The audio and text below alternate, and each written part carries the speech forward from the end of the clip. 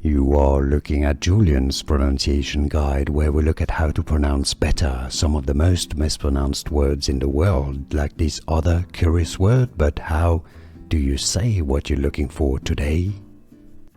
Let's learn once and for all how to pronounce those two words. They look similar, they sometimes get confused for one another. Let's break down how to pronounce those two. The top word is pronounced pan. Pan. It's an ah sound, alright? A pan. Or the American pronunciation is as pan. Pan. This is what you use for cooking, alright? A pan. A pan. The bottom word is a pen that you use for writing. It's an eh sound. Pen. Pen. Can you hear the difference?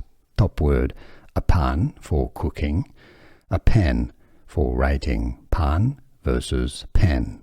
Can you hear the difference? Can you pronounce them correctly? Was this any useful? Pan, pen? Let me know in the comments. Here are more videos on how to pronounce more confusing words and names too many mispronounced. Like this video if you found it useful. I appreciate your support. I'll see you soon and thanks for watching.